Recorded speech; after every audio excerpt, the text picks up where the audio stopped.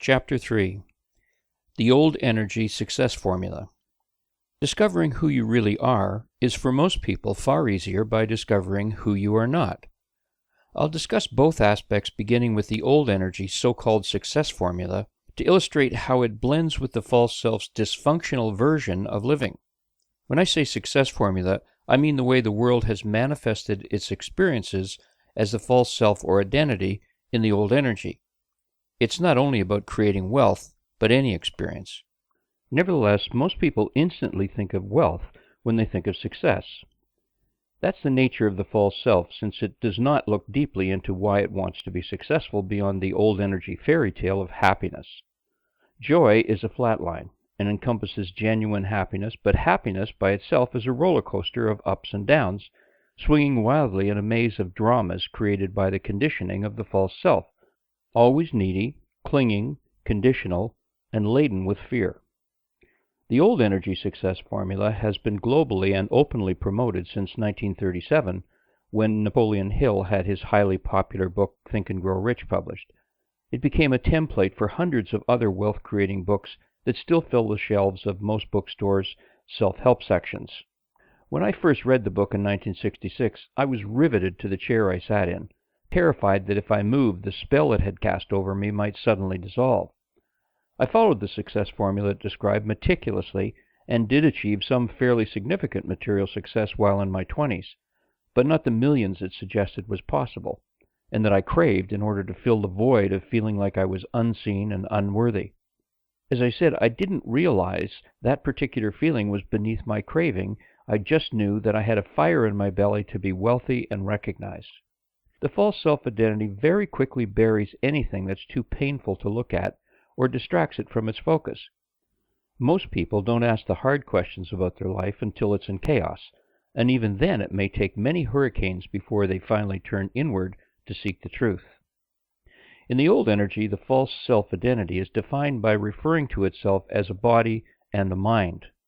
I'm Elizabeth, I'm American, I'm a program designer, I'm overweight, my IQ is 120, I'm black, I'm Catholic, I'm a Democrat, I'm lonely, I'm too short, I don't have what men want, I'm a victim, I'm not good enough, and the beat goes on.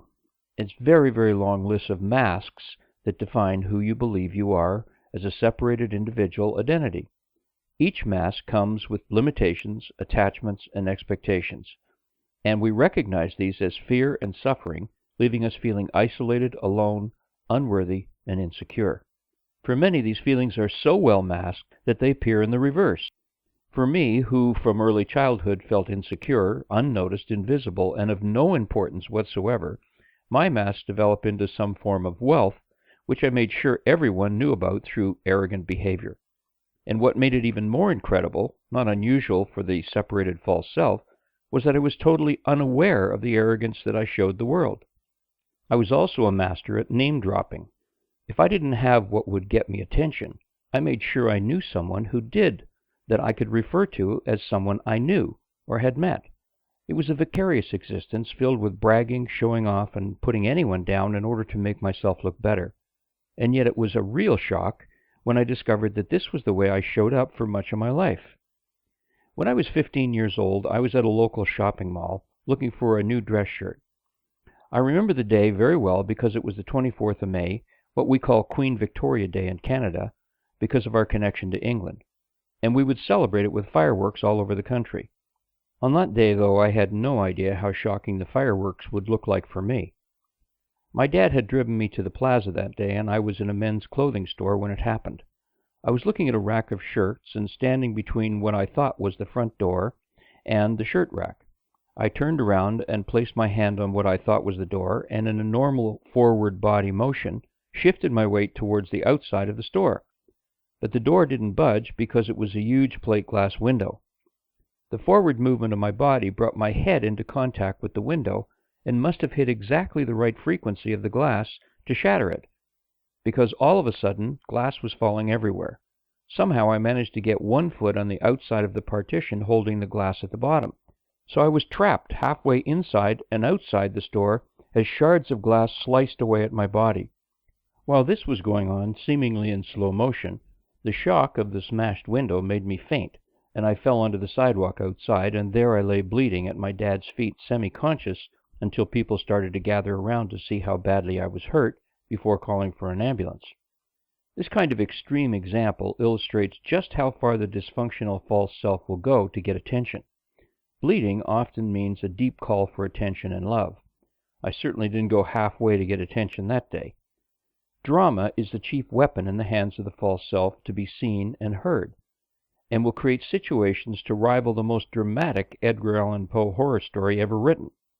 This may seem far out compared to the false self's belief in so-called accidents, coincidence, luck, and chance, but these things do not exist in truth.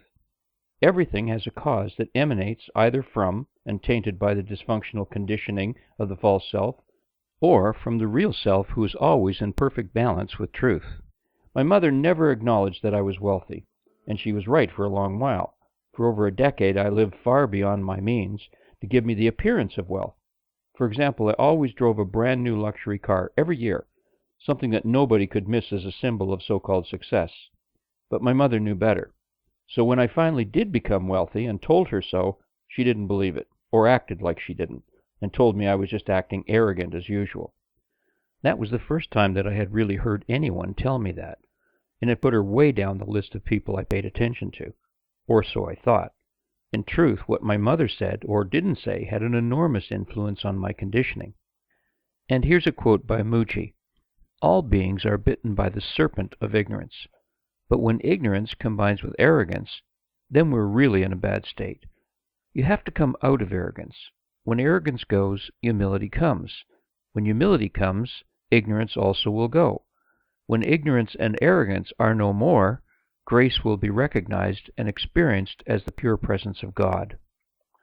I found many reasons to dismiss what she told me about myself, and this cemented over the conditioning I had acquired through her that tainted most of my life until self-discovery opened that very big can of worms. I'll use this moment to make very clear that difficult family issues that for some seem almost like criminal behavior on the part of the parents are not mistakes. We have agreements with soul family members before we arrive here to create conditioning to be transformed. Everything is orchestrated perfectly for our freedom, and placing blame on anyone is an aspect of the victim consciousness so prevalent in the sleeping false self. The success formula. So now let's look at how the old energy success formula wraps itself like a snake around the false self-identity conditioning to bring about the appearance of success, the brass ring that signifies to it that it has arrived at what it thought would bring happiness. The first thing to know is that the old energy success formula does work, but that it comes with a huge price tag. It leaves you appearing full and with all that you have longed for, but also with the feeling of being empty and afraid. And this feeling makes no sense to the false self, who can live in denial of this for a long time, in many cases until its last breath. I'm very grateful that in my case I recognized the illusion I was living in much, much sooner. Step 1. A burning desire. The first requirement of the success formula is to have a burning desire upon which to place your attention. Remember, what you place your attention on expands into your experience. This cannot be a flimsy goal that catches your attention for a moment, then evaporates the next. It must be something that never leaves the corners of your mind, is always there entangled in your every moment. You must breathe, eat, drink, walk, talk, sleep, and think about it constantly. You could say it needs to be an obsession, an idea that constantly intrudes upon your thoughts. Does that sound free? Probably not, but most of the world's creations, remember, they are really just choices from the infinite menu of already created experiences. Most of them began this way. And the truth is, a burning desire is an obsession that does control you.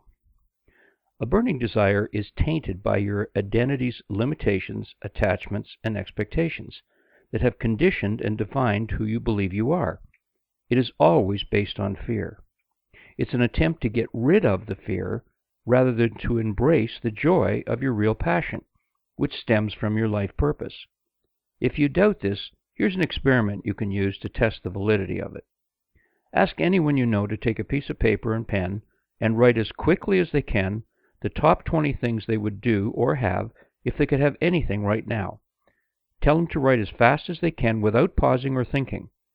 When you review the list for most people, it will be made up mostly of things they want to get rid of. It doesn't have to say it directly. It could be as simple as saying, move to a desert island, which for most people is about escaping or getting rid of the life they are currently experiencing. Have you noticed how often travel brochures and advertisements use the word escape?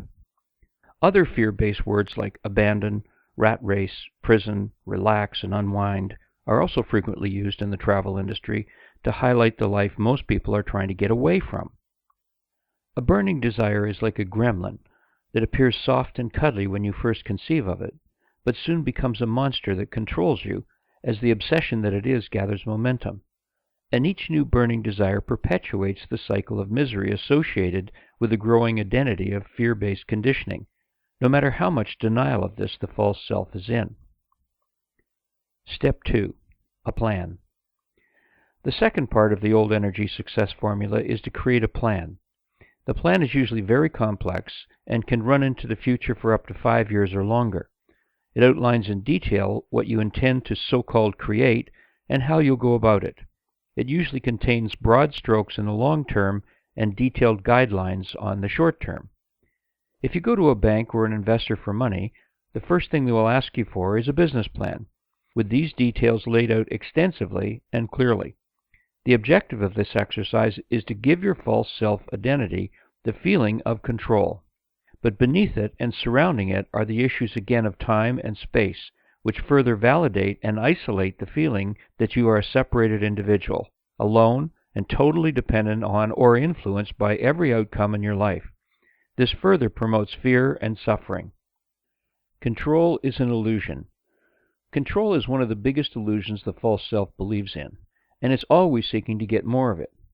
It believes that there is security and safety if it has more control, and our world is filled with a multitude of ways and means to try and satisfy that feeling, from alarm systems to insurance for everything, to monitoring systems on every street corner and every building, to satellites that can read a license plate from space, as well as the entire banking system, political system, and the global war machine. All are about control. But anything that can be threatened is not real and is ever changing. The attachment aspect of your false self is in direct competition with change, wanting desperately as it does to keep things the way they are.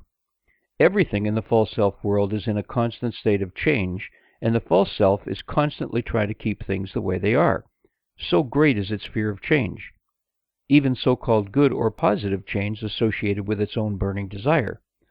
The false self is laden with contradictions and competition against itself, and this keeps it in a constant state of stress, and is a large part of why it often sabotages its own creation choices.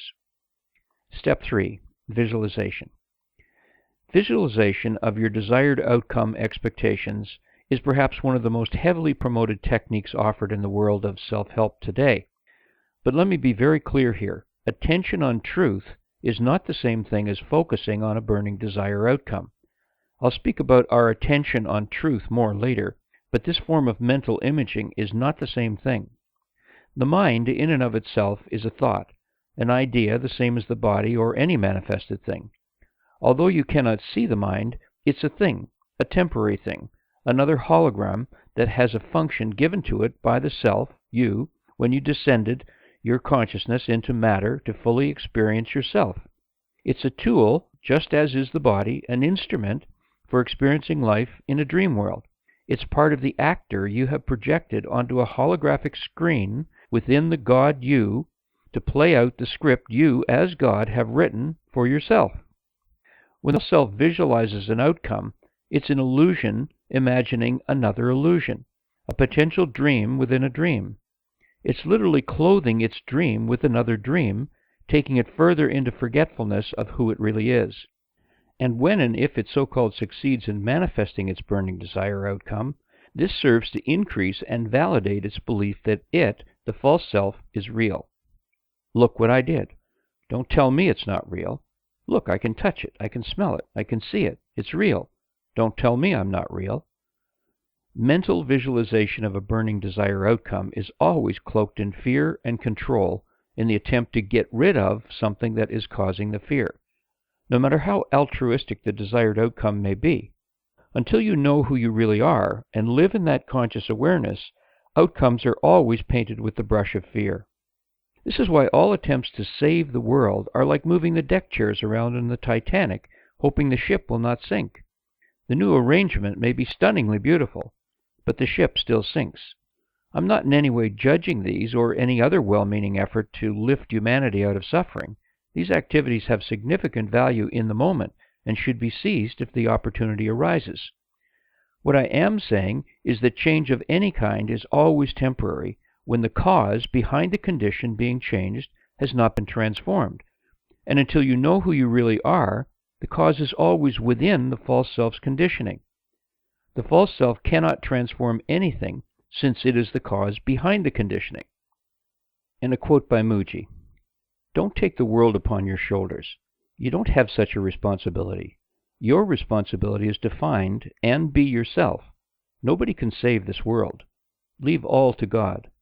Also, it is good to know and have this attitude that nothing in this world belongs to you, not even you.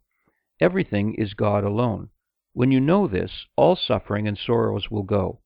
The space that remains is your true self." Activism. If, however, you are inspired by your God self to become involved in shifting an existing condition that in the moment lifts the suffering of humanity in some way, and this fills you with joy, which it will if it emanates from your God self, then that is in harmony with your divine life purpose, as are all joyful experiences. There's another benefit in what some people refer to as activism. It shakes up stuck conditioning on a collective consciousness basis. There are many, many entrenched belief systems that are hundreds, if not thousands of years old, and which manifest in a variety of ways that result in suffering to life on every level. The transparency emanating from the new energy allows you to see imbalance everywhere as the patriarchy collapses, and this may inspire action that resonates with your own conditioning. The action helps to lead you inside where real change occurs, while it exposes and breaks up the ancient congested conditioning. It does not, however, transform the conditioning. That must be done within each individual. Changing the outside world manifested by the false self never influences the cause that manifested what needed to be changed.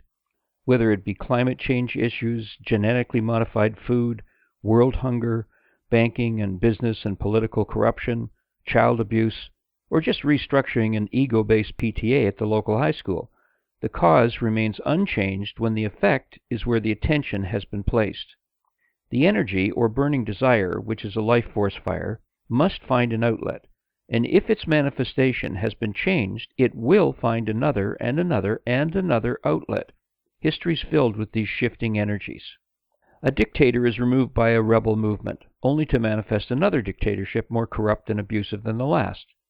The leader of a child pornography investigation is himself found connected to child abuse. A water supply is created in a remote region in the world where it took women hours each day to transport water on their heads, and later the company is involved and accused of abduction and slavery. The list goes on and will continue to do so until the underbelly of conditioning that defines the false self is discovered and transformed, not smashed, deleted, or beaten to death, but transformed. If your cancer goes into total remission through outside means such as chemotherapy and radiation, the cause behind that cancer, if you have not transformed it, must and will find another outlet to get your attention. It could be a car accident, a stroke, financial ruin, divorce, or 1,000 other outlets. That energy message will show up again and again until you listen to it. And in the new energy, it will likely be sooner rather than later. But let me also be very clear. Visualizing your burning desire outcome does work. As I said earlier, the old energy success formula does work, but at a huge price. Last step, hard work. Last comes dedicated, determined hard work in the direction of your burning desire outcome. Is there anything that has been more celebrated and more ingrained in the collective consciousness than hard work? And a quote from Abraham: "Hard work is not the path of well-being. Feeling good is the path or pathless path to well-being. You don't create through action. you create or choose through vibration, and then your vibration calls action from you. Perhaps like me, you heard your dad tell you that after a long day at work and feeling a little grumpy, that he expected respect from everyone for the hard work that he did every day to put food on the table and to house and clothe the family. After all, I'm the breadwinner in this house. Look at your mother, too, how she slaves away cleaning and cooking and ironing and sewing just so you kids can have a decent life. Echoes of Harry Potter's uncle and aunt, perhaps exaggerated, but not necessarily, who portrayed brilliantly the way many parents treat their children. This is often followed by, "I'm saying this for your own good." The hard work ethic is an enormous weapon in the hands of the false self to manipulate anyone it wants through guilt and shame, the lowest and deepest feelings buried in the false self's list of identity masks and the last to fully emerge to be transformed. This conditioning has been so ingrained in the collective consciousness of the false self that it seems like a self-evident truth.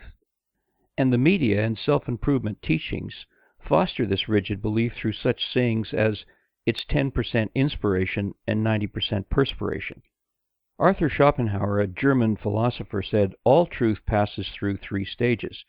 First, it is ridiculed. Second, it is violently opposed. And third, it's accepted as being self-evident." A powerful statement about truth, but also defines how conditioning manifests. If you look at the advertising industry when a new product or service is launched, there is at first a massive exposure through the media of the product, and the consumer at first often looks at this with some degree of skepticism, since there are usually so many other similar products on the market. They may even ridicule it as another consumer ripoff.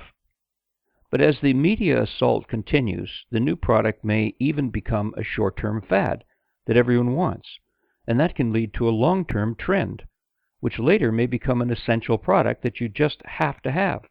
Look at the cell phone as a powerful example. This is how the false self creates a belief system as well. A pioneer thinker comes up with a new concept. Could be an idea or philosophy that seems radically different from the norm, and it's ridiculed. A small gathering forms around this radical thinker, and the ideas become a tangible force that just won't go away.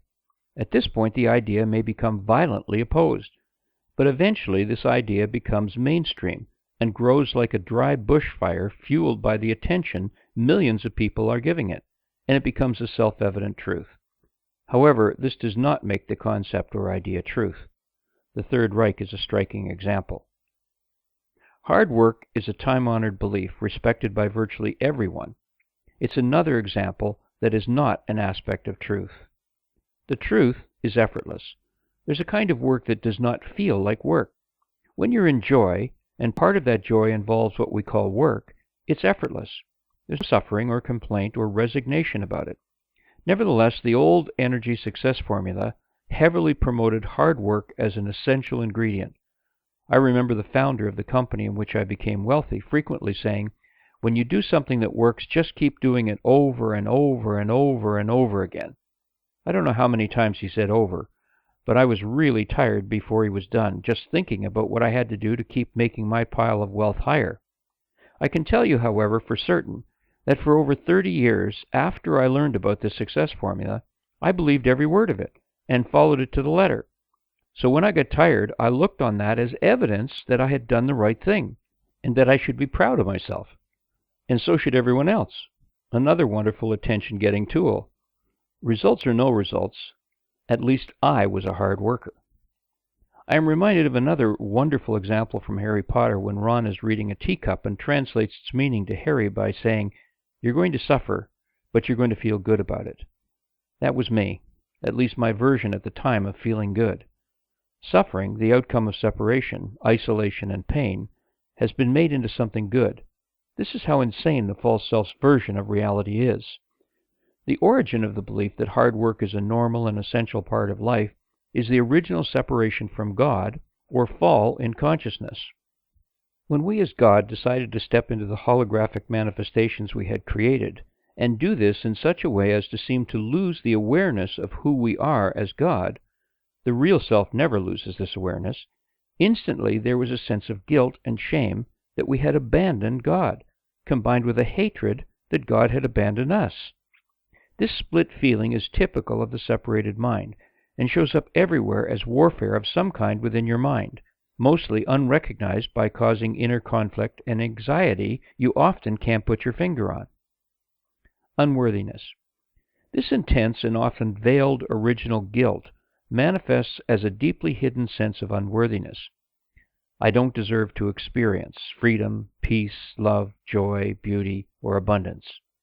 This is what it's saying. These are actually aspects of who you really are that you have separated yourself from. The false self cannot live with this pain, and so it buries it deep within and out of conscious awareness.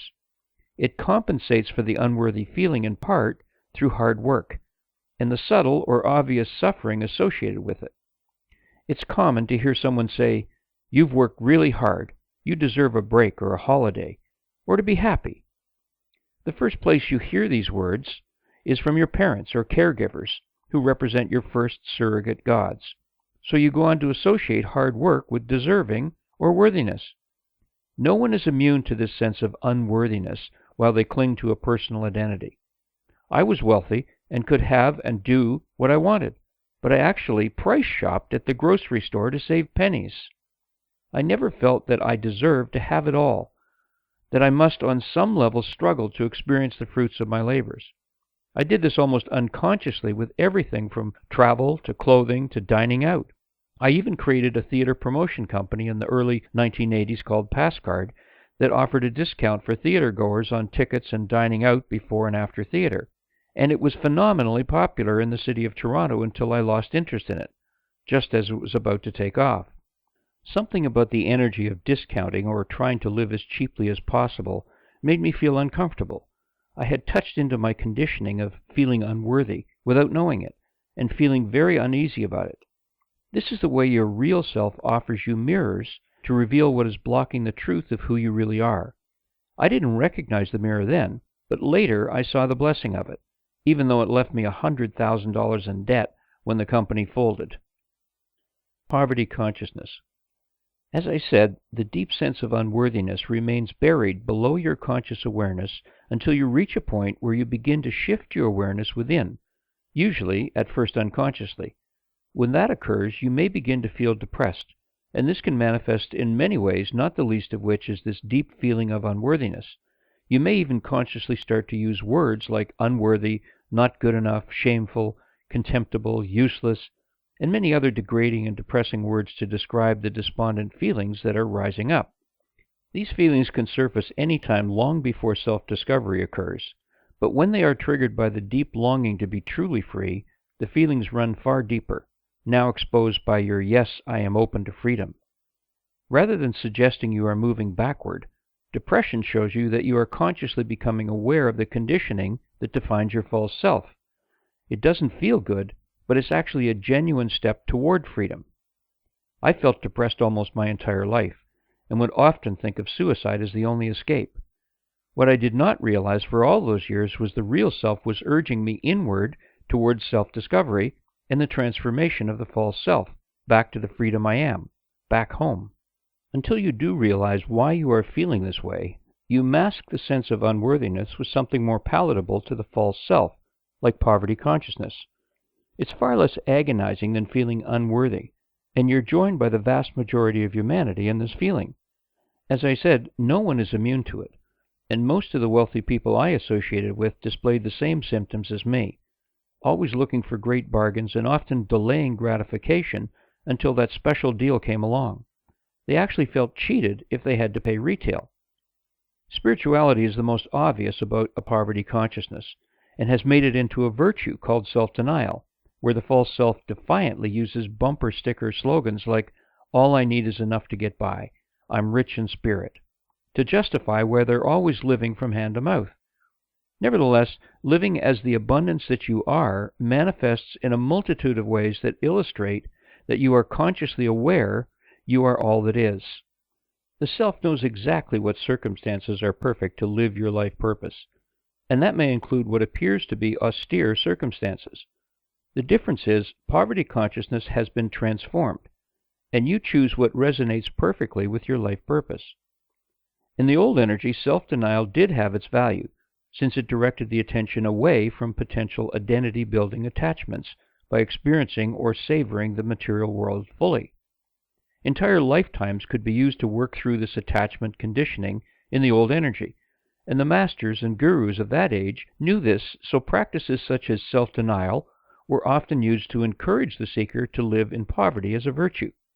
In the new energy, however, transformation of false self-conditioning of any kind can come and go in a flash. In the transition from one energy age to another, worn out and unneeded tendencies and practices from the old are released slowly at first, and we still find most spiritual practices and all religions placing freedom in the future.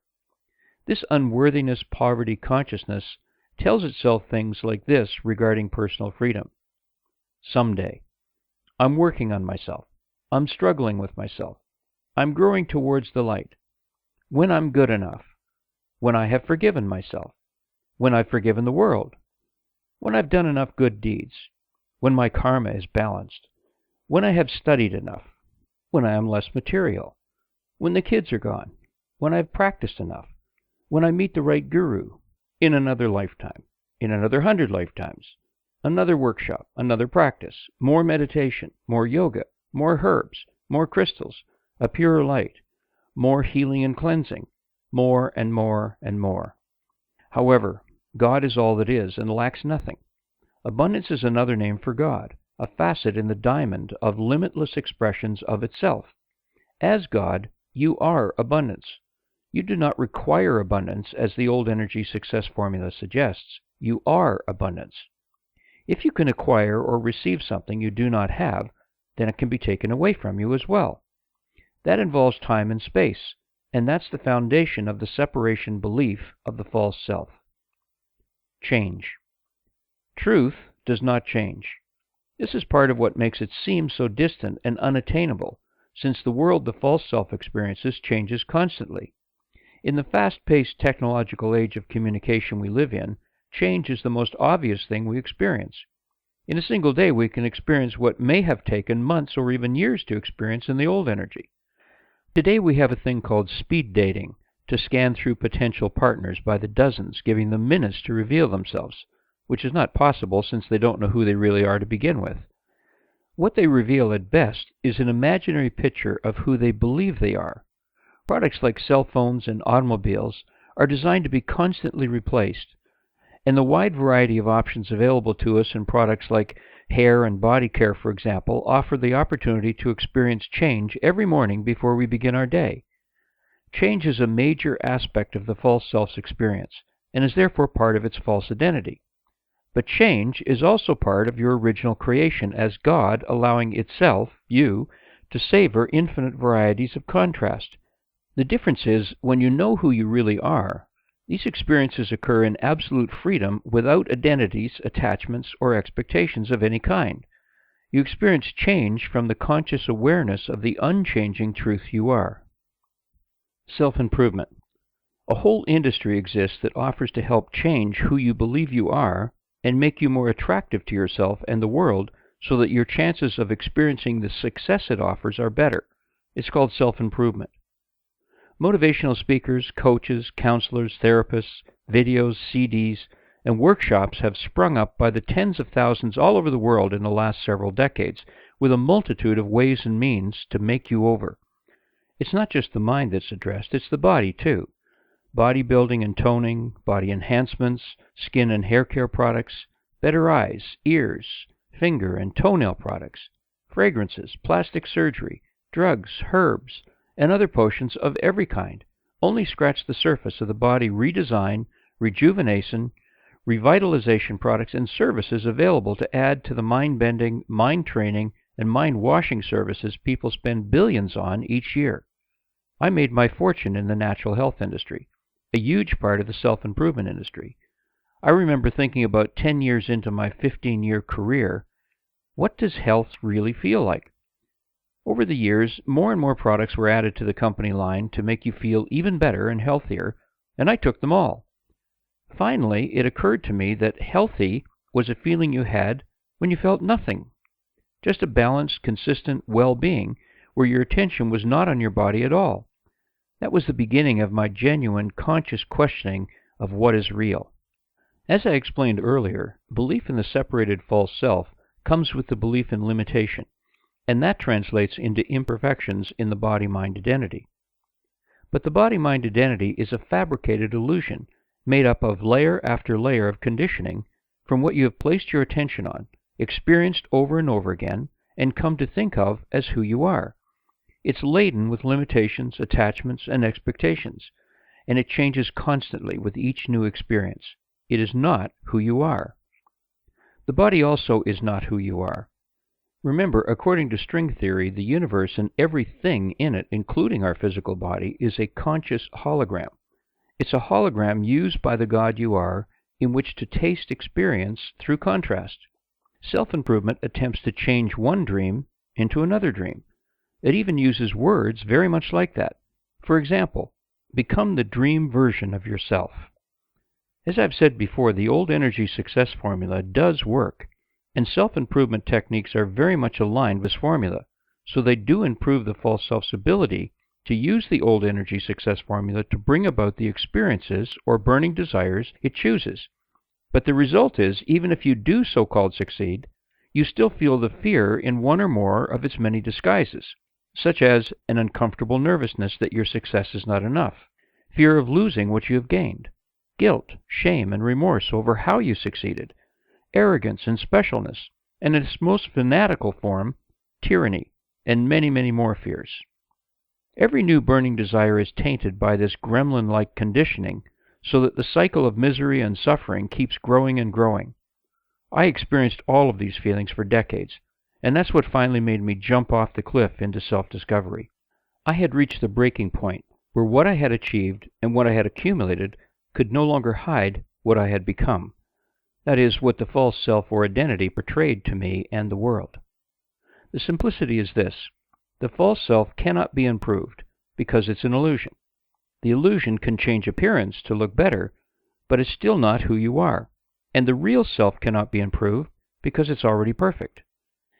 There is, however, one significant value to the self-improvement industry, and that is to shake loose the embedded collective conscious belief in unworthiness. Later, the artificial worthiness that the false self has added to its conditioning can be dropped as genuine worthiness is recognized as you become aware of who you really are. I mentioned before that most people don't begin to ask themselves the really difficult questions until their life is in chaos, and that was definitely true for me. Outwardly, by most people's standards, my life looked pretty perfect. I had what most everyone struggles to achieve, but inwardly I was in misery, empty, depressed, lonely in a crowded life, and aching for answers, with the main question being, who am I really? And a quote by Nisargadatta, "Find yourself, and all else will come with it." And a quote by Jesus, "Seek first the kingdom of God, and all these things will be added unto you."